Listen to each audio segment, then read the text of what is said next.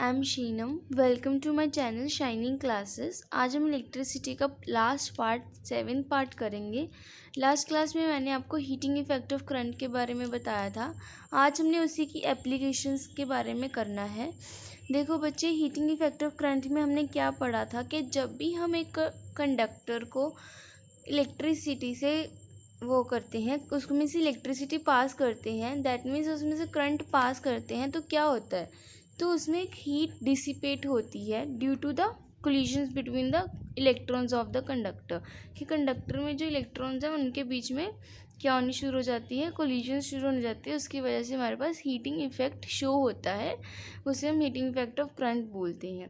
तो यही हमारे पास यूज़फुल थिंग है। जैसे आपने देखा होगा आयरन है, टोस्टर्स हैं, वो हीटिंग इफेक्ट पे ही वर्क करते हैं। कि जैसे अगर उनको इलेक्ट्रिसिटी देते हैं तो जो भी उनके अंदर एलिमेंट है वो हीट अप हो जाता है और हमें वो यूज़ आता है। जैसे कि आयरन टोस्टर्स में ये वहाँ पे चीज़ें यूज़ आती हैं। ठीक है, तो ये हमने आज इसकी जो 2 मेन इम्पॉर्टेंट एप्लीकेशंस है उनके बारे में हम डिस्कस करेंगे। उसमें से जो फर्स्ट है वो है इलेक्ट्रिक बल्ब। ठीक है, इलेक्ट्रिक बल्ब के बारे में हमने डिस्कस करना है। देखो बच्चे, बल्ब का डायग्राम अगर मैं ड्रॉ करती हूँ,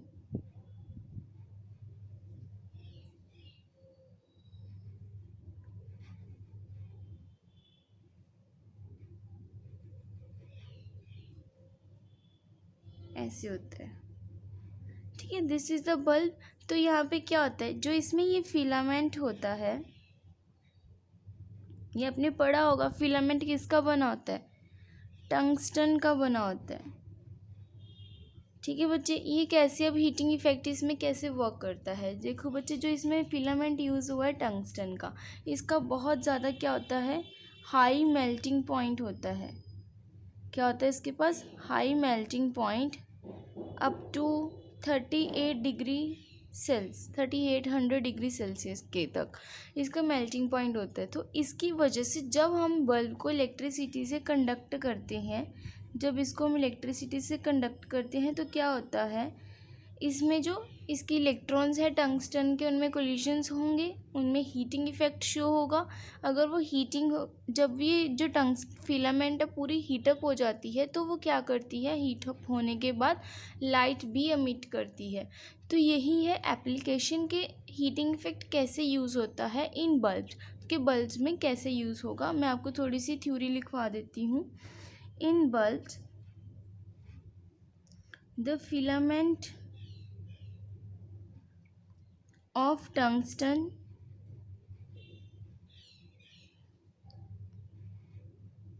is used.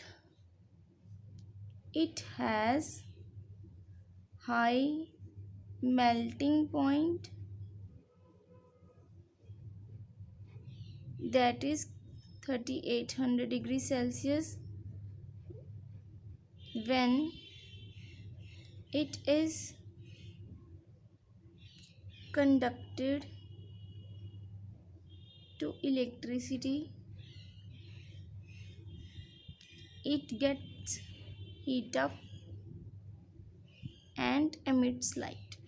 ये क्या करता है, emit करता है फिर लाइट को। ओके बच्चे, समझ आ गया कि बल्ब्स में कैसे यूज़ होता है। अब हमने इसकी दूसरी एप्लीकेशन करनी है।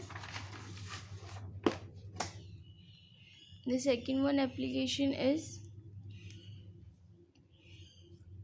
फ्यूज़। फ्यूज़ इसमें यूज़ होता है। क्या होता है बच्चे फ्यूज़, देखो फ्यूज़ में जैसे हमारे पास ऐसे पहले जैसे अपने मूवीज़ वगैरह में देखा होगा फ्यूज़ हो जाता है। अब तो फ्यूज़ेस यूज़ नहीं होते, अब तो उनकी जगह एमसीज यूज़ होती हैं। देखो ऐसे होता था पहले फ्यूज़, इसके ऊपर एक कवर होता था, इसे हम प्रोक्लेन कवर बोलते थे। ठीक है, इसके बीच में एक वायर होती थी जो टिन और लेड के एलोय से मिलके बनती थी। एक एलोय वायर थी, किसकी बनी होती है ये, टिन एंड लेड। ठीक है, इसके बीच में ऐसे एक वायर होती थी। तो क्या होता है, जो फ्यूज़ होता है it is made of tin and lead. तो इसमें क्या होता है, जो टिन एंड लेड है ये इनका जो मेल्टिंग पॉइंट है वो बहुत ज़्यादा कम होता है। फ्यूज़ कहाँ पे यूज़ होता है घरों में, कि अगर हमारे पास एकदम से ज़्यादा कोई करंट आ जाए, ज़्यादा लोड आ जाए घर में, तो जो फ्यूज़ है वो पूरे कनेक्शन को ब्रेक कर देता है फ्रॉम द इलेक्ट्रिसिटी। ठीक है, इलेक्ट्रिसिटी के कनेक्शन से बचा लेता है ताकि जो हमारा घर है वो शॉर्ट सर्किटिंग से बच सके। वही काम हमने देखना है कि कैसे होता है। जब टिन और लेड है, इनका लो मेल्टिंग पॉइंट होता है। जब इसमें थोड़ा सा भी ज़्यादा करंट इनके अमाउंट से ज़्यादा आता है, जितना घर में रोज़ आता है उससे ज़्यादा आ गया, तो जो वायर है वो उसका मेल्टिंग पॉइंट लो है, वो मेल्ट होके टूट जाएगी बीच में से, तो इसमें से करंट पास नहीं होगा। इसको हम कहाँ पे लगाते हैं, जहाँ पे अप्लाइंसेस यूज़ होते हैं, मतलब मेन स्विच पे इसको लगाते हैं फ्यूज़ पे, कि जो मतलब इसको डायरेक्टली सीरीज़ में कनेक्ट कर देते हैं जहाँ पे हमारे इलेक्ट्रिकल अप्लाइंसेस हैं। तो जब ये कनेक्शन को ब्रेक कर देगा तो शॉर्ट सर्किटिंग से हम बच सकते हैं। ठीक है, यही एप्लीकेशन के कैसे यूज़ होता है फ्यूज़, ठीक है, घरों में। तो हम लिख सकते हैं कि fuse it is made up of tin and lead which have low melting point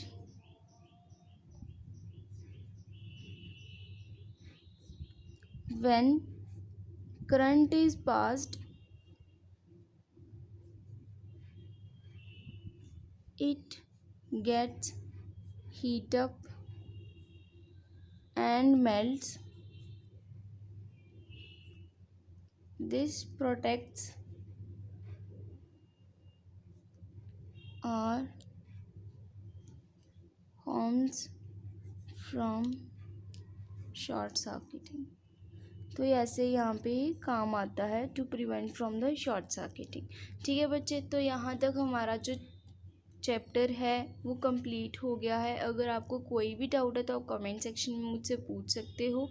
अब मैं आपको थोड़ी सी जो भी हमने टर्म्स पढ़ी हैं उनकी एक बार आपको क्या करती हूँ, यूनिट्स के बारे में थोड़ा थोड़ा सा लिखवा देती हूँ, एक समरी सी करके। सबसे पहले देखो बच्चे, हमने क्या पढ़ा था, पोटेंशियल डिफरेंस पढ़ा था।